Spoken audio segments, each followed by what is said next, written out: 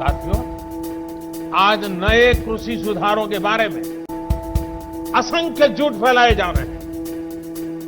कुछ लोग किसानों के बीच भ्रम फैला रहे हैं कि एमएसपी समाप्त की जा रही है, तो कुछ लोग अफवाहें फैला रहे हैं कि मंडियों को बंद कर दिया जाएगा। मैं आपको फिर ध्यान दिलाना चाहता हूं, इन कानूनों को लागू हुए कई महीने बीत गए हैं। क्या आपने देश के किसी एक कोने में एक भी मंडी के बंद होने की खबर सुनी है? जहां तक एमएसपी का सवाल है, हाल के दिनों में सरकार ने बहुत सी फसलों का न्यूनतम समर्थन मूल्य भी बढ़ा दिया है। ये कृषि सुधारों के बाद भी हुआ है, नए कृषि कानूनों के बाद भी हुआ है। इतना ही नहीं, जो लोग किसानों के नाम पर बात करते हैं ना, ये जो आंदोलन चल रहा है उसमें कई सच्चे और निर्दोष किसान भी हैं। ऐसा नहीं है कि सब वो राजनीतिक विचारधारा वाले तो सिर्फ नेता हैं, बाकी तो भले भाले किसान हैं। उनको जाकर के सीक्रेट पूछोगे कि भाई आपकी कितनी जमीन है, क्या पैदा करते हो, इस बार बेचा कि नहीं बेचा, तो वो भी बताएगा हाँ वो एमएसपी में बेच करता है। और जब एमएसपी में भी खरीदी चल रही थी ना, तब वो आंदोलन को उन्होंने ठंडा कर दिया, क्योंकि उनको मालूम था कि अभी जरा किसान मंडी में जाके के माल बेच रहा है। वो सब बिक्री हो गई, काम हो गया, फिर उन्होंने आंदोलन शुरू किया। साथियों, वास्तविकता तो ये है कि बढ़े हुए न्यूनतम समर्थन मूल्य एमएसपी पर सरकार ने किसानों की उपज की रिकॉर्ड स्तर पर खरीदी की है, और वो भी नए कानून बनने के बाद।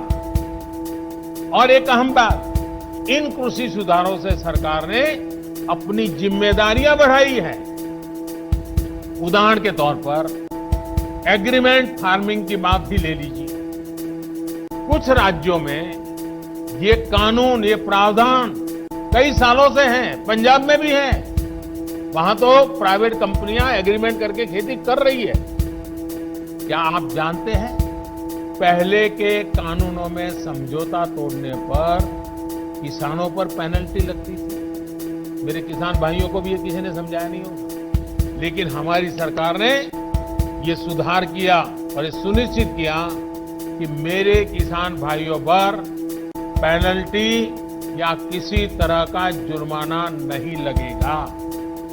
साथियों, आप ये भली भांति जानते हैं कि पहले अगर किसी कारणवश किसान मंडी नहीं भी जा पाता था, तो वो क्या करता था? वो किसी ट्रेडर को अपना माल बेच देता था। ऐसे में वो व्यक्ति किसान का फायदा ना उठा पाए, उसके लिए भी हमारी सरकार ने कानूनी उपाय किए हैं। खरीदार समय से आपका भुगतान करने के लिए अब कानूनन बाध्य है। उसे रसीद भी काटनी होगी और 3 दिन के भीतर भुगतान भी करना होगा। नहीं तो ये कानून किसान को शक्ति देता है, ताकत देता है, वो अधिकारियों के पास जाकर कानूनी तंत्र का सहारा लेकर अपना पैसा प्राप्त कर सके। ये सारी चीजें हो चुकी हैं, हो रही है। खबरें आ रही हैं कि कैसे एक एक करके हमारे देश के किसान भाई इन कानूनों का फायदा उठा रहे हैं। सरकार किसान के साथ हर कदम पर खड़ी है। किसान चाहे जिसे अपनी उपज बेचना चाहे, सरकार ने ऐसी व्यवस्था की है कि एक मजबूत कानून और लीगल सिस्टम किसानों के पक्ष में खड़ा रहे।